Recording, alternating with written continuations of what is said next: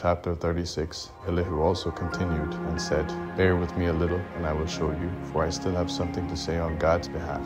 I will get my knowledge from afar, and will ascribe righteousness to my Maker, for truly my words are not false. One who is perfect in knowledge is with you. Behold, God is mighty and doesn't despise anyone. He is mighty in strength of understanding. He doesn't preserve the life of the wicked, but gives justice to the afflicted. He doesn't withdraw his eyes from the righteous, but with kings on the throne, he sets them forever, and they are exalted. If they are bound in fetters and are taken in the cords of afflictions, then he shows them their work and their transgressions, that they have behaved themselves proudly. He also opens their ears to instruction and commands that they return from iniquity. If they listen and serve him, they will spend their days in prosperity and their years in pleasures. But if they don't listen, they will perish by the sword, they will die without knowledge. Let those who are godless in heart lay up anger. They don't cry for help when he binds them. They die in youth. Their life perishes among the unclean. He delivers the afflicted by their affliction and opens their ear in oppression. Yes, he would have allured you out of distress into a wide place where there is no restriction. That which is set on your table would be full of fatness, that you are full of the judgment of the wicked. Judgment and justice take hold of you. Don't let riches entice you to wrath, neither let the great size of a bribe turn you aside. Let your wealth sustain you in distress, or all the might of your strength. Don't desire the night when people are cut off in their place. Take heed, don't regard iniquity, for you have chosen this rather than affliction. Behold, God is exalted in his power. Who is a teacher like him, who has prescribed his way for him? Or who can say, you have committed unrighteousness? Remember that you magnify his work, about which men have sung. All men have looked on it. Man sees it afar off. Behold, God is great, and we don't know him. The number of his years is unsearchable. For he draws up the drops of water, which distill in rain from his vapor, which the skies pour down, and which drop on man abundantly. Indeed, can anyone understand the spreading of the clouds and the thunderings of his pavilion? Behold, he spreads his light around him. He covers the bottom of the sea, for by these he judges the people. He gives food in abundance. He covers his hands with the lightning and commands it to strike the mark.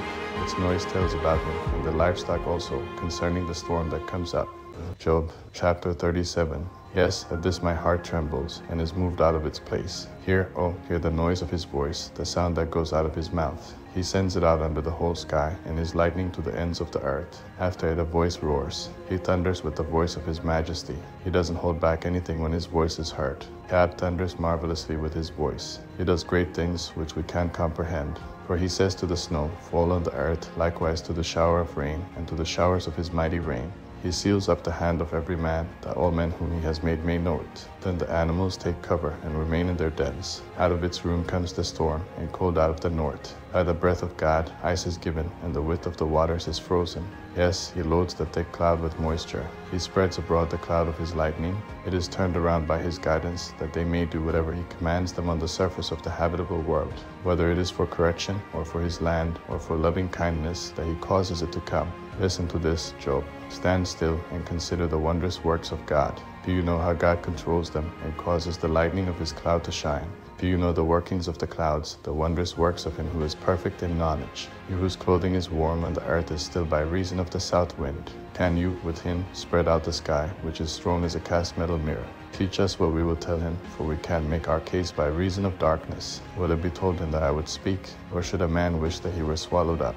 Now men don't see the light which is bright in the skies, but the wind passes and clears them. Out of the north comes golden splendor. With God is awesome majesty. We can't reach the Almighty. He is exalted in power. In justice and great righteousness he will not oppress. Therefore men revere him. He doesn't regard any who are wise of heart.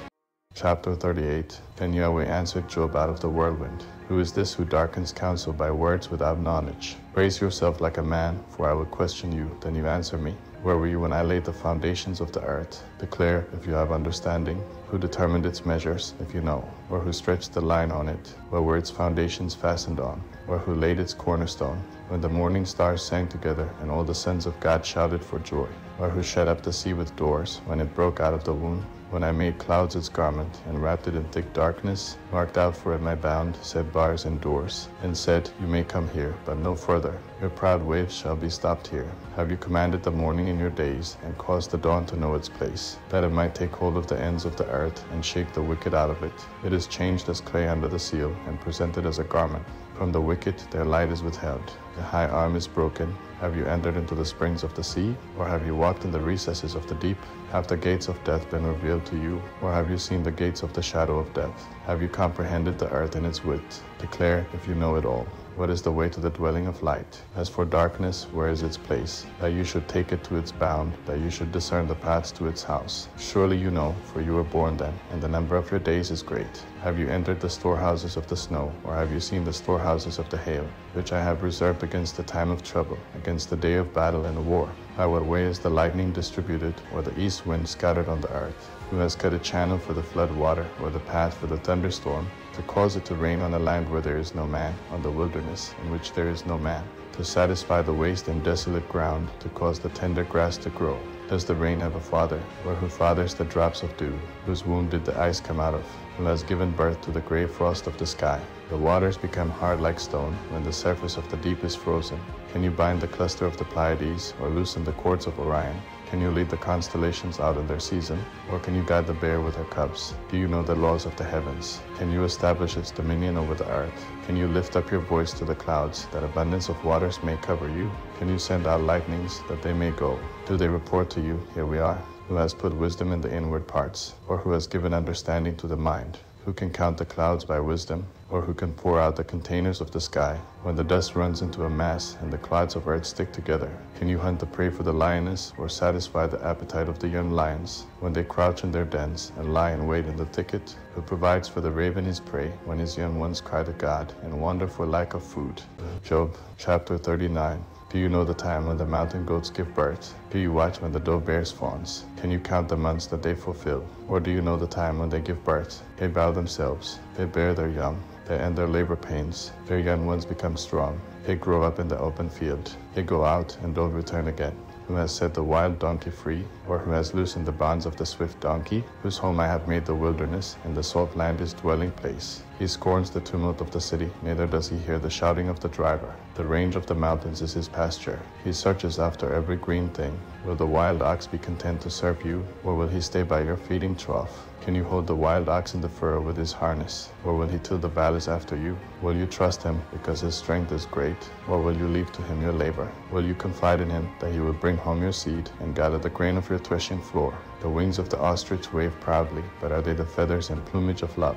For she leaves her eggs on the earth, warms them in the dust, and forgets that the foot may crush them, or that the wild animal may trample them. She deals harshly with her young ones, as if they were not hers. Though her labor is in vain, she is without fear. Because God has deprived her of wisdom, neither has he imparted to her understanding. When she lifts up herself on high, she scorns the horse and his rider. Have you given the horse might? Have you clothed his neck with a quivering mane? Have you made him to leap as a locust? The glory of his snorting is awesome. He paws in the valley and rejoices in his strength. He goes out to meet the armed men.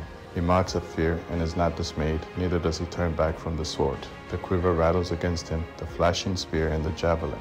He eats up the ground with fierceness and rage, neither does he stand still at the sound of the trumpet. As often as the trumpet sounds he snorts, aha! He smells the battle afar off, the thunder of the captains, and the shouting. Is it by your wisdom that the hawk soars and stretches her wings toward the south? Is it at your command that the eagle mounts up and makes his nest on high? On the cliff he dwells and makes his home, on the point of the cliff and the stronghold. From there he spies out the prey. His eyes see it afar off. His young ones also suck up blood. Where the slain are, there he is.